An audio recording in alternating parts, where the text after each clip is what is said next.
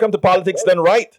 My name is Egberto Willis, your host. Good morning, Houston. Good morning, Texas. Good morning, United States of America. Good morning, world. How's everybody doing today? I trust we're all in great spirits because we will ensure that we're all in great spirits. But without further ado, let's say hello to our great control room, Senor Howard Reynolds and Jack Van Beber. How my folks doing in there?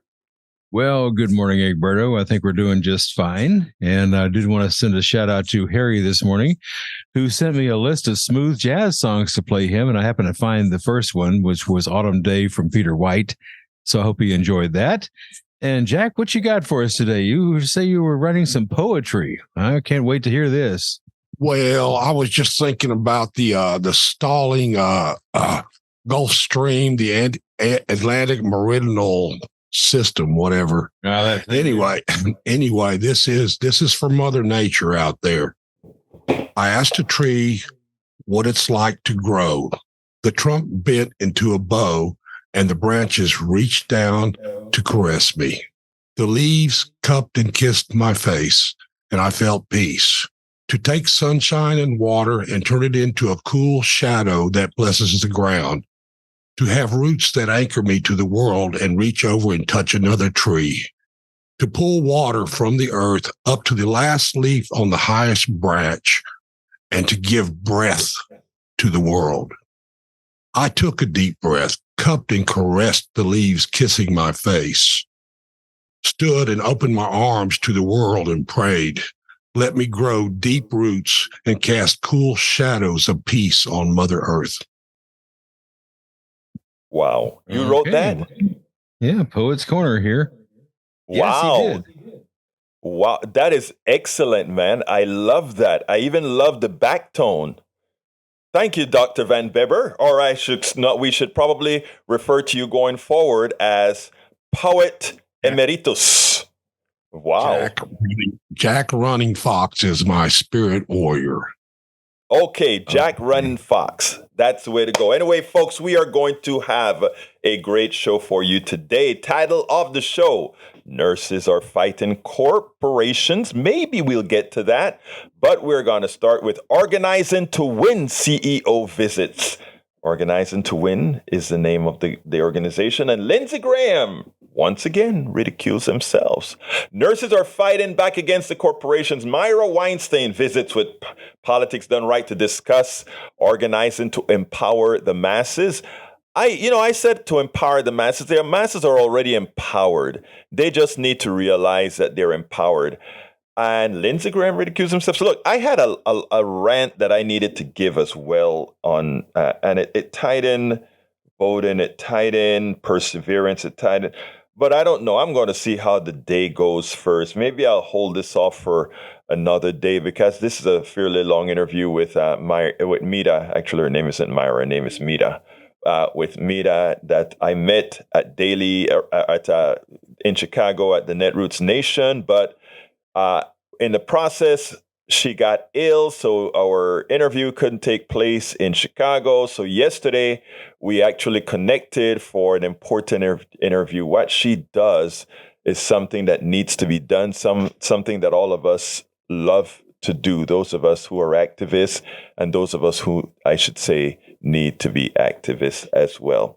So I tell you what I'll do. Let's first talk about how you can reach the show. Remember, 90.1 FM, you just go to the dial and you get to 90.1 FM. You can also download the TuneIn app from the Android and Apple store. Just go ahead and search for KPFT, and you can then listen to all our shows and at KPFT on your phone using the Android app. Alternatively, you can go directly to our website, kpft.org, and just click on that listen button, and you can hear us all. And if you want to see us, you can actually see the show live, videos, everything. Today, I'm wearing my Rock Shocks. I was a cyclist on the outside. Now I'm a spinner because I don't cycle outside anymore. Too dangerous, man. But So I'm wearing my cycle jersey every morning because I spin right after the show. But anyhow, Facebook.com/KPFT Houston, Facebook.com/KPFT Houston is how you can reach us.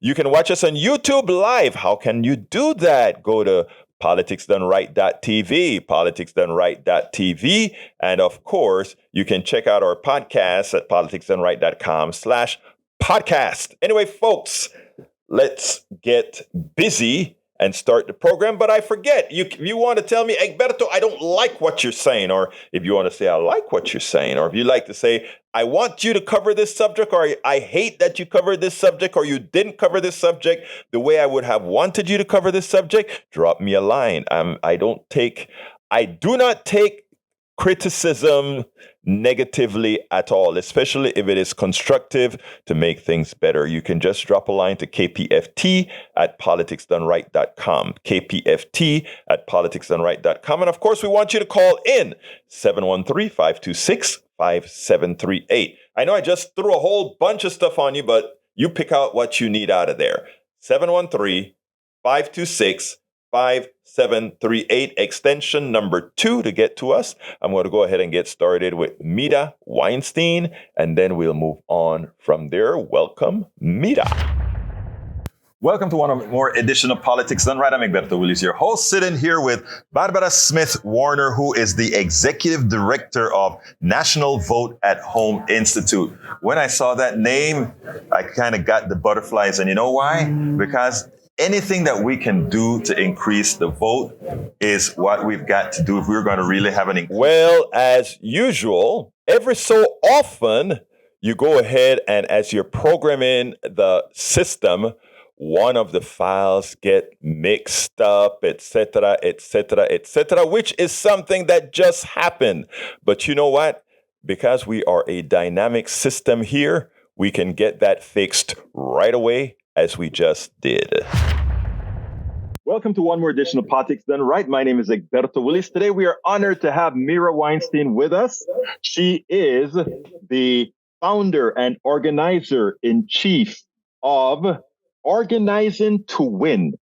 Anytime I hear organizing with the word win, that's what it's all about. Welcome to Politics Done Right, Mira. How are you doing today? Good. It's nice to meet you. I'm Mira Weinstein. Oh, I'm sorry. Sorry for saying it wrong. If you speak Spanish, it's like Mira. Mira. Well, hablo español, so it's Mira Weinstein. Okay. All right, Mira. First of all, tell us a little bit about what got you into founding an organization, Organizing to Win.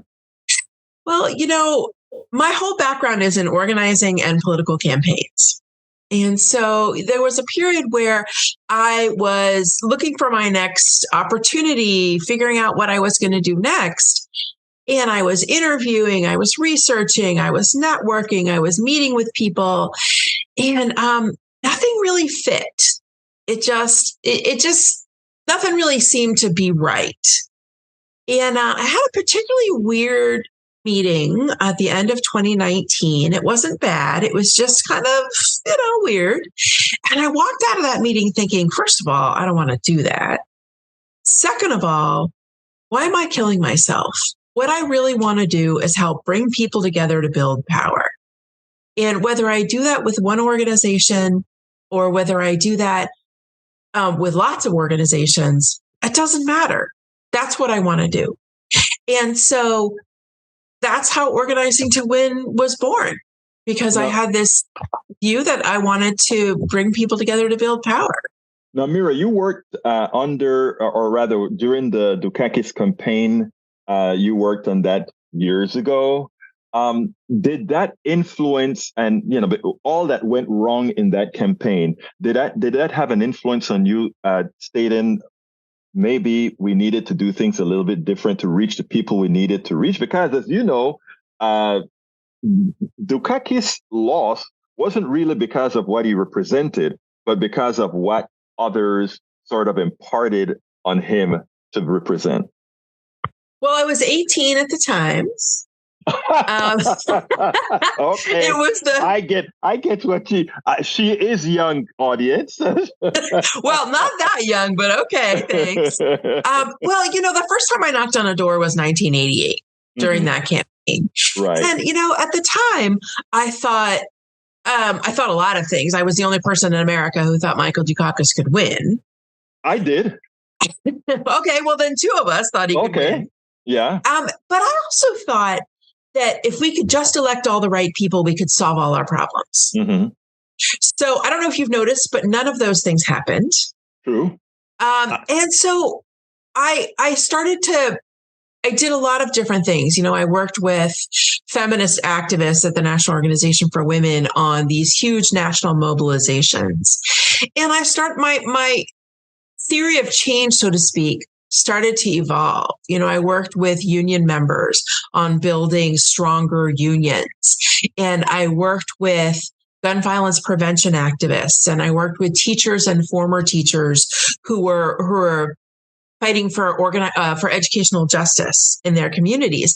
And my theory of change started to evolve, where I started to think, yes, we need to elect all the right people. We need to pass the right laws. We need to have the right leaders, but we really need to do more than win.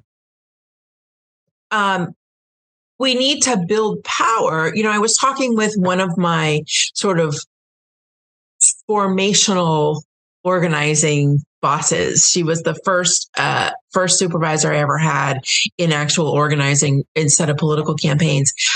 And so I was talking to her about the difference between organizing and mobilizing. Mm-hmm. And she thought about it for a second. She said, organizing is transformational. And I sort of understood what she meant at that time. So we have to win, right? We have to elect all the right people. We have to pass the right laws. We have to have the right leaders in place. And we have to do more than win. Mira, I love what you just said, because earlier today on my on-air program, KPFT 90.1 FM show, Politics and Right, a caller called in. First of all, an initial caller called in and spoke about those people that simply have given up on voting. And it was specific. He was specific to Black men not voting. And, a Black guy called in and he said, yes, he was talking to me. And yes, I don't see the value in voting anymore because, we don't really get a choice on who to elect. Here's what you've just said to us. You've said, wait a minute, it's not just enough to elect the people, the right people. There is more. And I was trying to explain to the young man that there was more. And I think that is what you're alluding to as far as organizing above and beyond the elected. Did I get that right at all? I think so. I think about political campaigns as mobilizing. Mm-hmm. I have a friend who is a longtime organizer who is really brilliant. And he says you have to organize before you can mobilize. And so organizing is this sort of intangible, squishy, abstract thing in some ways, where I think about the definition of organizing is bringing people together to build power. And when those people are together, when we have consensus, when we trust each other, when we have relationships with each other, we can move together to mobilize. Right.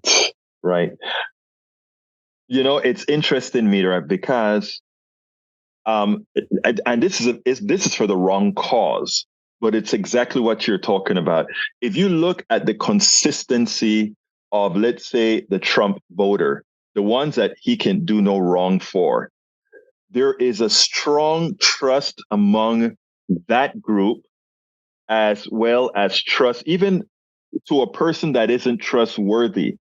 But they're exhibiting all the things that you would like to see, simply, however, on the correct side of values. I think so. It's tough to make that shift, right? Hard to put myself in those shoes. I know. And I think there's something special and different about that group of folks. And I haven't quite figured out what it is. It's, I think that there was similar following to Obama. But of course, I'm an Obama supporter, so I think it's different. Right.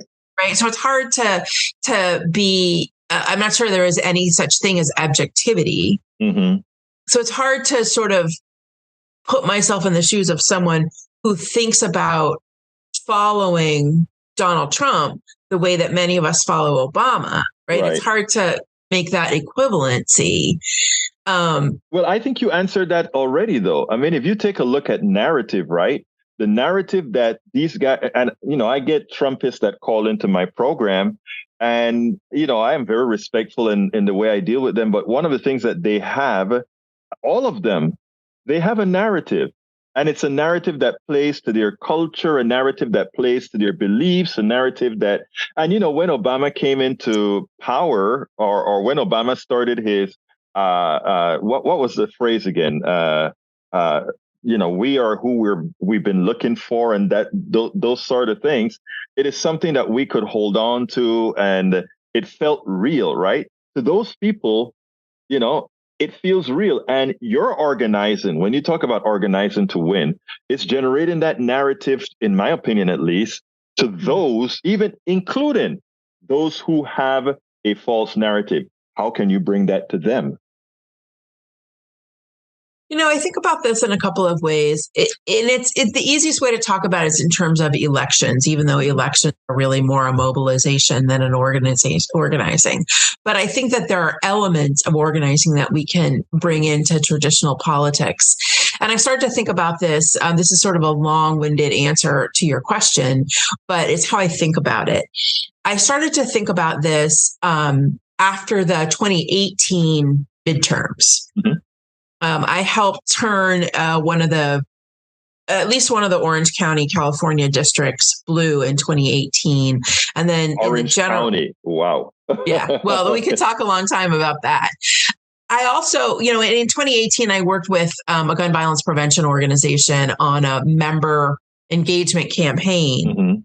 But after that election, I was talking with someone who was also involved in one of the flipped districts. And she was telling me, we have all these fabulous volunteers who want to keep going, but we don't have anything for them to do. And I was like, oh, dude, there's always something to do.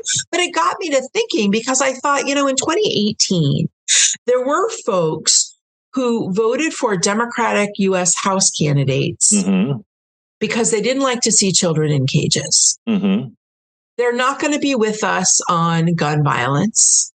They're not going to be with us on certain issues. Right. But they didn't like to see kids in cages. And I thought to myself, those people are not ours forever. But that's because we don't have a relationship with them. Amen. Right? Yes. And if we could apply some kind of relationship building, traditional organizing tactics to these communities, then we may be able to shift them.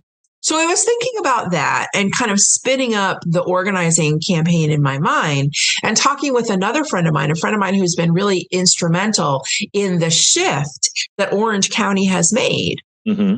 I was talking to him about this, and he said, well, that's right. And there are also folks that we're not talking to, and that's why they're not involved. And so I was thinking about that as you were telling the story of the caller, because there's also a community of people that we're just not talking to, right? And so, because they don't vote because we don't have a relationship with them. Right. So why should they? There's been a 50-year campaign to convince many communities of people that politics is just not about you. Oh, don't worry about it. Politics isn't about you. And we're not talking to them, right? So why should they vote? Of course, they're not going to engage with us because we're not talking to them. And so it's these two communities of voters or potential voters that we're not talking to, that we have no relationship with, right? And that's the basis of organizing, is when you build a relationship, you can move into action together. And we don't have relationships with these folks. So I think there's a whole lot of things we can do to move some of the tactics of traditional organizing to communicate and engage with, these two different kinds of communities broadly defined. Mira, that actually is not a long-winded answer. That was the perfect answer. And the reason why is the way you ended, the magical portion is we don't have a relationship with them. With that young woman who told you, I have all these people with nothing to do.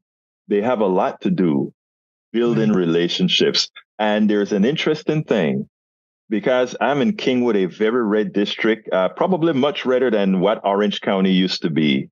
And it turns out here in Texas that if we take a look at how the mixture of the church and the social organizations get together to nurture these people to the right, to nurture them with things that are not really in their best interest, but they feel the love, they feel the love. So they follow the love. So I think you nailed it. And with organizations like yours, understanding that, because what we have, in my opinion, and you tell me if you think I'm wrong or not, is we have a lot of, and people don't like when I say this, but we have a lot of elitist organizations in Washington that seem to believe they know how to talk to somebody in Idaho or Orange County or Harris County in the redder areas, etc. But they don't. But those are who get paid to come with the analysis. And then a Mira Weinstein is trying to build funds for organizing to win, have to go scratch to be able to do what she just proved needs to be done. So, well, let's be clear. I'm not the only one who has this brilliant idea. No. I understand. And I wasn't trying to imply that. I'm trying to say I know a lot of organizations like yours that are doing the necessary work to go out there and do exactly what you said, right? But again, they need the recognition, they need the funding, they need all these types of actions to actually get moving. Yeah. Mira, look, give me a closer. Tell me what I should have asked you that I didn't. Tell me something that you wanted us to cover more in detail. Let's close this baby out. I think we can't be afraid to talk about power. Power is neutral. And sometimes we get hung up or intimidated out of talking about power. Yet power is the ability to act. And if what we want to do is build inclusive, equitable communities, we need to talk about power. Not power over, but power with. And so that the meaning of organizing is bringing people together to build power together, right? And the key words being people together and power. And so I think that if we have that opinion or that perspective on power, we're not afraid to build it because it's power with, not power over. Mira Weinstein, founder and organizer of Organizing to Win. Thank you so kindly for having been on Politics Done Right. Please keep up that great work that you're doing. Well, thanks for having me. I really enjoyed it. It was a great opportunity to talk about the things I love most. All right, folks, I hope you enjoyed that. That was actually a very important discussion. Harry, I'm coming to you, but I want to say something real quickly because I was going over all the interviews that I did, and I got a fairly good balance, but it was sort of difficult because even in a very progressive space. Welcome aboard, Melanie Keelan. Welcome aboard, Eric Hayes. Welcome aboard, Alistair Waters. Thank you for being here at KPFT online. On YouTube and Facebook. Anyhow, I'm coming to you, Harry, but I really want to say this because I want to say this for other folks out there that are bringing people into the fold, into the discussion, into the discourse. Even in a very liberal, progressive space like it was out there at Netroots Nation, most of the folks that were initially brought to me for interviews were guys, right? And I just felt like, women are more than half the politics in America. Punto final. That's the reality. So I went out there, and I would go out into the field and try to. There are a lot of impactful women in many organizations, and a lot of times when the spokespersons are coming, they'd send a guy or that sort of stuff. I made it. I was intentional on making sure that these great women that are out there making a difference were represented. I just thought I needed to say that after talking to Mira and her talking about relationships, etc. A lot of times, the relationships have to be built in every spectrum possible. So even here at our program, when we have a lot of call-ins, and I love the guys who call in, but women, please participate. I understand a whole lot of times why people of certain different, what is the word that grievances or whatever, just throw their hands up, even including, let's say, GE that called yesterday that he was on my mind, why I immediately played this particular interview about not being voting alone, but participation. Yesterday he was impactful on my thoughts after the show. Was like, wow, we have to find a way. How do I get to GE and say, I beg you to stay engaged. I understand why you don't, or I can actually empathize with that, but I implore you, let us find a way for us to continue engagement. Anyway, Harry, come on in. Good morning, Roberto. Good morning, sir.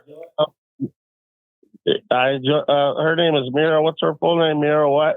Mira Weinstein. Mira Weinstein.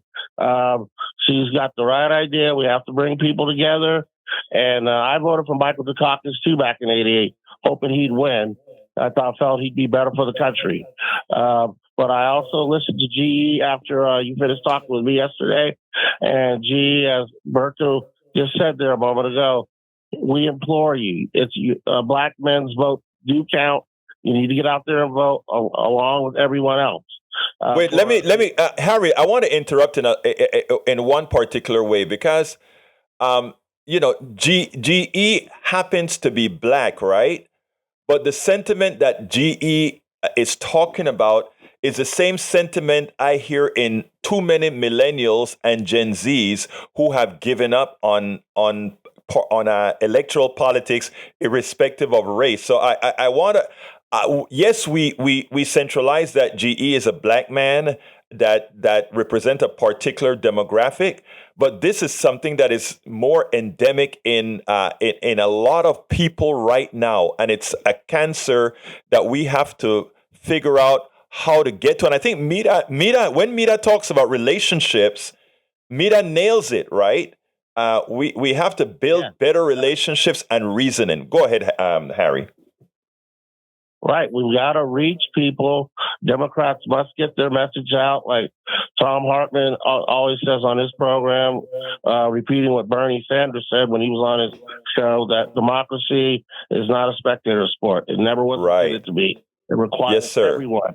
And in order for it to work, everybody must participate that wants to participate. Otherwise, democracy will die and we'll have autocracy. And the reason why we've got the Supreme Court the way it looks, the way it does, is a lot of people stayed home. I can understand a lot of people did not like Hillary Clinton. I didn't vote for Hillary Clinton either, but there are other choices. You can vote Green Party. You can vote People's Party. I voted for Jill Stein back then, as I told you on an earlier show previously. But if you believe in our voting system, you must vote. Thank you, Harry. Harry, got to jump to tag, but what you're saying is absolutely so. And I know you probably want to say a quick word to Howard for playing that thing that he played for you. So go ahead real quick. Let's get to tag. I joined Autumn Day and Peter White, and I'll send you some more requests, Howard. Joe McBride's one of the artists. I'll send you some requests for those in the future. But all those requests, when you get a chance, Hey, I got to cut you, brother. I got to cut you. We got to get more to politics, buddy. So, but look, Howard, you want to respond real quick? We'll talk more. All right. Oh, we're good. We're good. All right. Let's go ahead and go to Tag. Good morning, Berto. Good morning, sir. Hold on, Tag. Hey, folks, 713-526-5738. Again, that number is 713-526-5738. And I tell you what, the first woman to call, we're going to say a big hurrah. We want everybody participating here. 713-526-5738. Hit extension number 2 and we get you on air right away. Come on in, Tag. I just want to start out by saying it's time to put our money where our mouths are again and support the station. So I hope people will start taking that up. Thank you so kindly, brother. That money that we're putting into supporting the station is doing great things, like actually being able to hear the caller when we call in. I don't know what happened, but you guys did a great job on getting the both sides of the conversation when we're listening on the phone. So we fixed it. I appreciate you guys for doing that. I just wanted to say one quick thing about living in a civil society, which we supposedly do, correct? Yes, sir. Now all of a sudden we have in the courts a conversation about free speech. And I was always led to believe that in a civil society where we honor free speech, there are some things that we just cannot say. And one of those things is that we're not really able to incite violence in our speech. It's not free speech, inciting violence. And I think that we've had this guy who for a long time has been inciting violence amongst other things in his speech, and nobody's really stood up and said anything about it. And I don't think it's really being well portrayed in the courts right now. But the fact is that if you really think that we need freedom in our speech to incite violence, you're going to be living in a society that you're not going to like. I think we all need to not honor that type of speech. Tag, you brought up something that allowed me to segue into a very important topic. So I want you to hold right here. Stay with me for a second. Here's the deal. We have a media that is derelict, and I don't think it's purposeful. I think it is more a media that wants to placate all sides to communicate, but in doing so, since one side is more obstinate than the other, meaning the right side has a tendency to take their ball and run quicker than, let's say, the left side, what happens is we try to placate folks. But hear me out here. Hear me out. The free speech argument that Trump is making is bunk. Okay? If I am organizing a coup, if I'm organizing a bank robbery, if I'm organizing any of these things, I am committing a crime. You can't use free speech to get out of it. And that's a known thing. That's constitutional, and it would be held up anywhere because I would have been part of the con. But here's the thing. The media, because the media gives it plausibility, the media comes out and says, well, Trump is using as his defense free speech. We don't know if you can do that. No, that's not what the media is supposed to be saying here. There are certain things that are black and white. As an example, as soon as he brings out the free speech, they shouldn't ask him if you think it's valid to bring the free speech out, because that then tells the vast majority of Americans that there is plausibility to that argument. There is none. Let me give you the perfect example of how horrendous that media behavior is. During when Obama was running for the presidency, they said Obama was a foreigner. Obama was born in Kenya. Obama was born in Thailand, or all these other things. But what they didn't tell you, or what they didn't point out, is, so what? Let's make the assumption Obama was born in Zambia. Let's make the assumption Obama was born in whatever country they want to assign him to. Obama's mother was a white American from Kansas. That made Obama a natural-born citizen, irrespective of where his mother had him. And as the example, we also have John McCain, who was born in Panama, my country, okay? And he was never considered a Panamanian. He was always a natural-born American that actually ran for president. And myself, as a Panamanian, even born in the same hospital that he was born in, I was born in the same hospital as John McCain, but I had to go through naturalization from being a Panamanian to becoming an American. So, I mean, there's certain things, I mean, the media partially makes Americans less smart than they should be. This isn't a discussion whether Trump can use free speech as an argument. What they're doing is giving it plausible deniability. They're giving they're snowing the Americans in to say, oh, maybe it's a free speech issue. It's not a free speech issue, nor it should be considered, and the media should come out absolutely and say that's not an argument. And sadly, because of the state of our mainstream media, that's what we get. And I beg on people, support organizations like KPFT that has no problem giving you the real facts, the real truth, etc. Hey, Tag, I got to go to Gonzalo. Anything else you want to say real quickly? Yes, very quickly, is that as much as the media, we want them to pick up this mantle and fight for it as far as free speech, or the fact is that we really need a legal system. We need the courts. We need these people to come in and throw the hammer down on people who are not following these social norms that we expect out of people. Got you, Doc. I got you, Tag. You're absolutely right, brother. Let me move on to Gonzalo. Tag, look, thank you for calling every time you call. Love the input that you have, sir. Let's go to Gonzalo real quickly. Gonzalo, come on in. Hi, how are you doing, Gilberto? Perfectamente, hermano mío. Talk to me. Okay, going back to what Tag says, we live in a civil society. It means that our society is run by civilians versus other societies that are run by military people. I have nothing against military people. They are good and they do their job whenever it's necessary. But I think we have to make that distinction between civil government and military government. Agreed. Going back to Cuba, and I'm going to say hello to our friend Johnny, although we slightly disagree. I don't think that it's a big disagreement because we both listen to KPFT, but we both listen to you, Berto.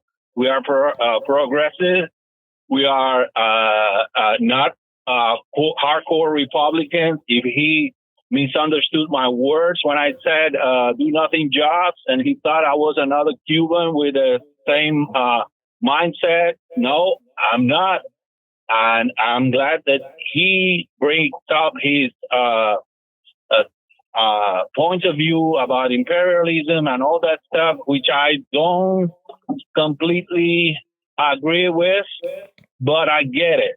I think Cuba would have been better if Castro would have stepped down in the 90s in the first crisis, and he would have been a great hero for the Cuban people. The problem is that he was already in his mindset, he was the owner of a country, and then he just gave him to his brother, and now his brother has appointed a puesto a dedo, and you know what that word means, and it's going to be like that on and on. All the people in the top positions are military, and that's why the country is the way it is. So, Johnny, if you want to see what Castro 1959 is, go to Cuba. I invite you to go there. There are good things.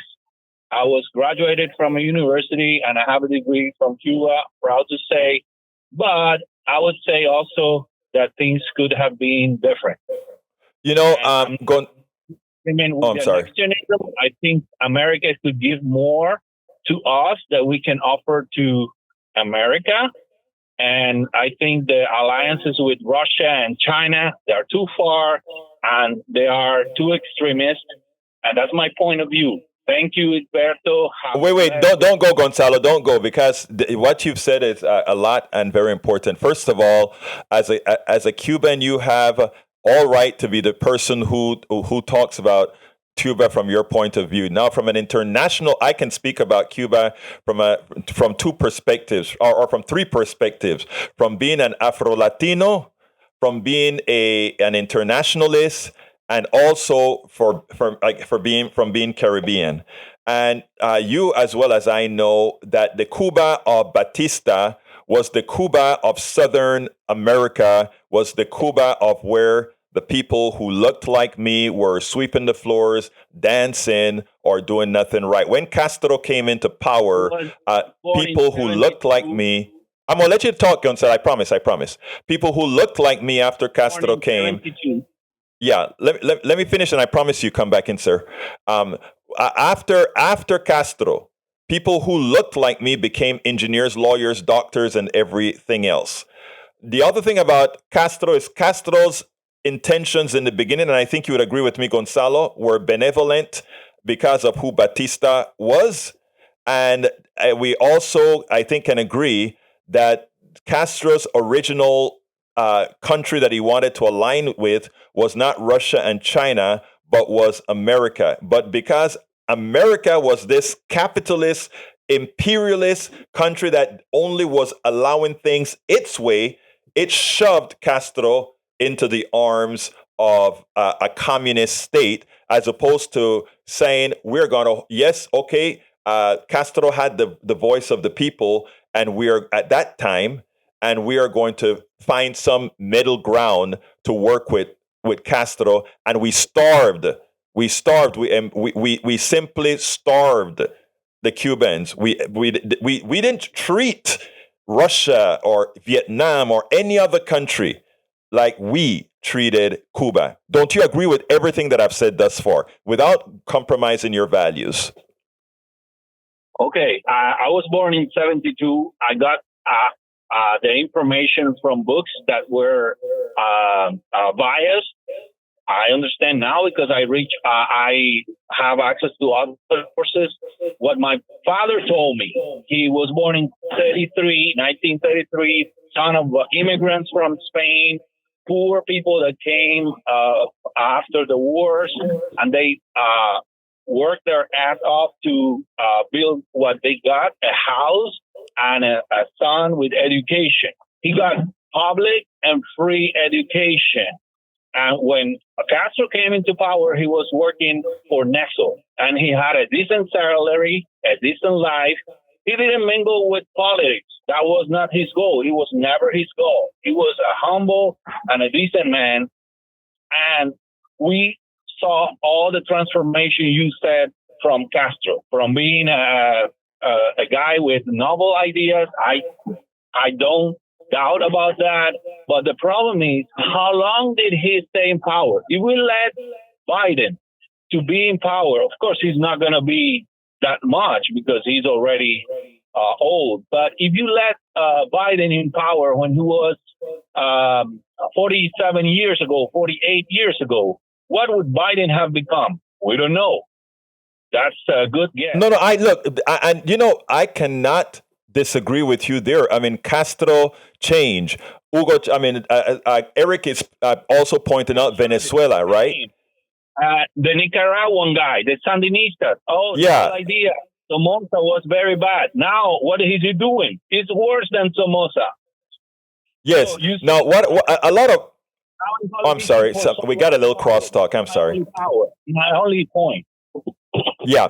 No, I don't think there's a big disagreement there. Now, there's some cultural issues in that, you mentioned, well, your daddy came from Spain and he went to Cuba and he was able to work himself up, et cetera, et cetera. My grandparents. Right? Say it again? My grandparents. Your grandparents, I'm sorry. Your grandparents came from Spain and were able to work themselves up. But, for those that were there for several hundred years, the Africans, etc., they never got that opportunity to get the land and build themselves up until Castro. And I think that is something that a lot of folks need to understand when it comes from perspective. I slightly disagree with you. I'm going to tell you why Castro... Sure, go ahead, sir. Okay, my point. Castro didn't embrace the Russians because he had no choice. He had a vendetta with his first wife family, the Diaz-Balart, and Yeah, I remember that. Means in the American politics. So it was a vendetta to me. That's my humble opinion, because the Diaz-Balart were rich and powerful, were close to Batista, and they let him an opportunity when he was assaulting the Moncada or whatever. He was just a mafia guy. That was his name. They call him Bola de Churre because he was. Oh yeah, mira. He was a terrorist. Listen, let me just say this. 26 de Julio was a spell, a terrorist spell in modern world. So if we translate that, and Johnny will disagree with me, they were terrorists.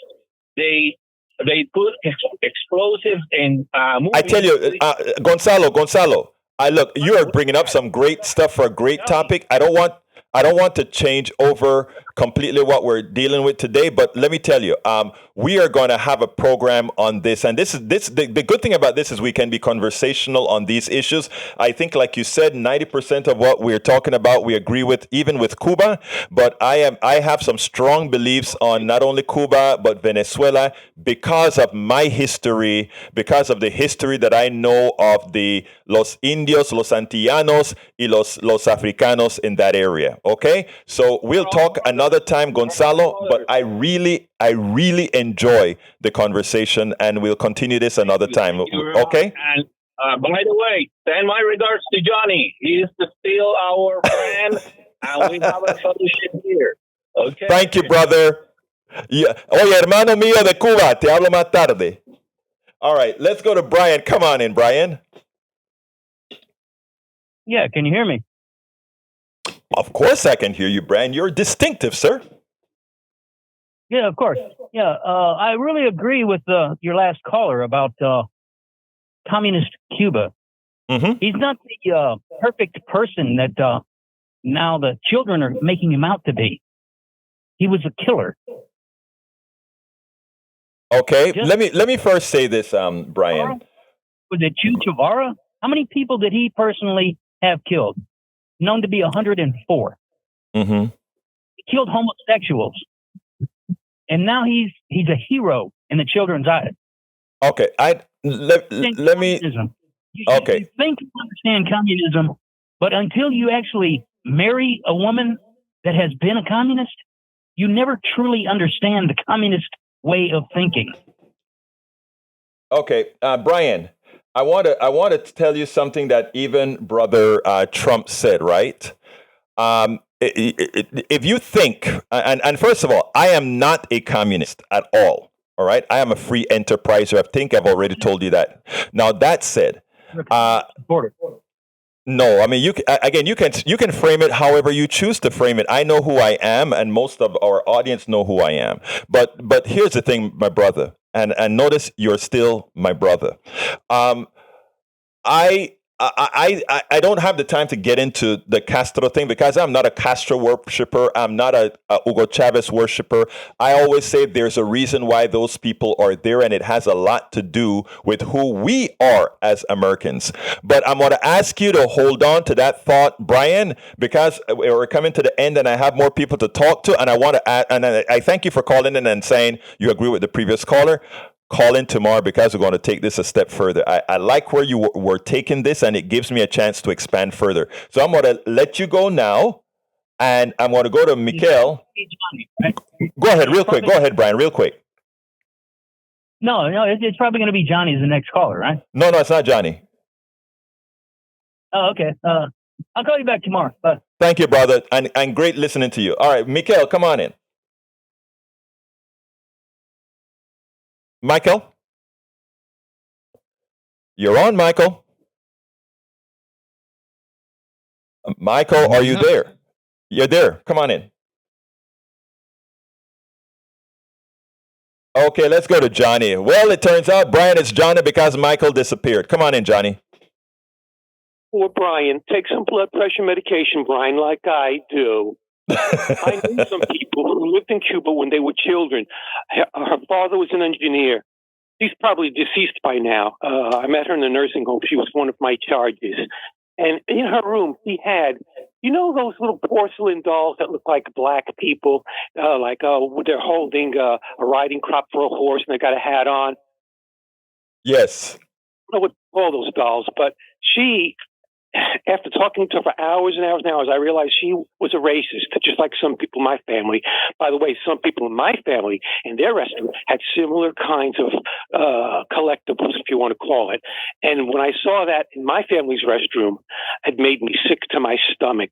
Anyway, make this long story short, the people who live in South Florida, who identify as Republicans, their generation is dying out, but they have transmitted their hate and visceral hate for democracy and for true free enterprise to their children now, who are rabid Trump voters. They think they have this family legacy, this entitlement to go back to Cuba and take back the land that they think they owned or entitled to and the businesses that they ran, and treat the people who live there, the native Cubans, to treat them like crap, like they did before Fidel and the Cuban people. Yeah, for Batista. Yeah, before they displaced Batista, who was a make-believe, supposedly democratically elected leader. He was just a puppet of the corporate industrial agricultural concerns of the United States. This is what we do. And that's why Fidel Castro behaved the way he did, because every time he turns around, the United States is trying to assassinate him. You can't be normal when somebody's trying to breathe down your neck to literally kill you. We need to apologize to the Venezuelan people, the Cuban people, and the people of Iran, and start true democracy. Because guess what? The people in Iran, they were democratic before we sent over our CIA people to overthrow and install the Shah. You're correct. This is the same pattern over and over and over again. And the people in Florida, they are purposefully blind because they think that they should go back to take what they think they're entitled to. And brother, that's not. Yeah, but let me just do one thing, because I just feel a necessity to defend my brother Gonzalo, because Gonzalo is in a different place. I mean, you can live in I have a lot of Panamanians that don't see the portion of Panama that they lived a comfortable life, right? And it's easy to overlook that when things are natural. And I think that's why I want to have the discussion on some other time with Gonzalo. But my phones are filling up, Johnny. And like usual, like I said, you're a part of this show. So I no matter what you call, you get yourself in. But we got to go, Johnny, to Donald, okay? Okay, it's a can of worms, and you're the man to unravel it. Thank you, brother. Let's go to Donald. Come on in, Donald. Donald, you're hot. Your great American political experiment. I love it. Those were Americans call it. They have different viewpoints, but you respect that and you allow them to speak. So, as I always say, carry on the good work, and that's all I got to add. Wow, you make me feel good. Thank you, my brother. Appreciate your call in, Donald. Okay? Later. Have a good one. All right, let's get to Steve. Come on in, Steve. Yeah, well, first of all, Phil Batista was not a fake Democrat. He was a full-out mafia-controlled, vicious dictator. Yes, he was. Just nothing but boots and evil and force and terror to rule Cuba. And that's one of the reasons why Fidel Castro came down from the mountains with his fighters, and people erupted into celebrations on the streets of Havana. Yes? Hey, wait a minute. Is this Steve? This voice? Oh, God. Thank you for calling in, brother Steve. I mean, this voice is unique. I love your energy this morning, my friend. Thank you. Hey, folks, you got to realize this is Steve from the... Well, why don't you say it, man? I like the way you bring it in. Okay, I'm Steve Hunter, and yeah, I'm going to be on the air in about a little over an hour from now. And by the way, I'm going to invite you to join me this morning because we're going to be talking a little bit about the RICO legislation that it looks like is going to be governing Mr. Trump's trial in Georgia. And just in general, how we save the world. But that's another important one. Great show this morning on Cuba. Well, let me tell you, you just made the show greater, brother Hunter. Guys, don't forget, right after Amy, who comes on in the next 4 minutes or so, is going to be Steve Hunter with You Talk. And we want to hear that, baby. We want to hear what he has to offer.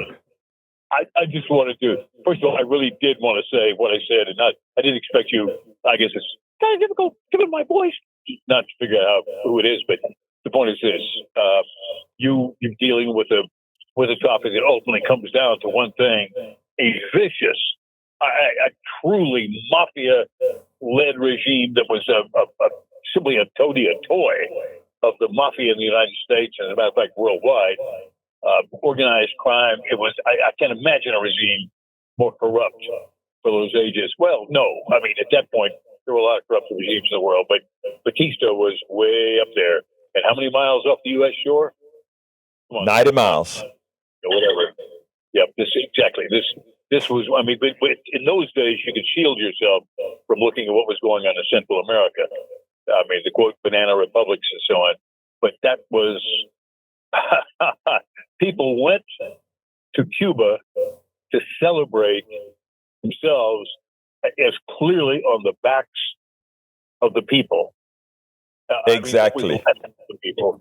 Hey, Steve, you in this business, so you know we're coming to a hard break right now, and we still have to give that ending time to our great guys in that control room to give us some final thoughts. So thank you so kindly, my brother, and I'll see you at 8. Yep. Hope so. Bye. All right, man. All right. Hey, brother Reynolds and Van Bibber, your thoughts? It's 30 seconds.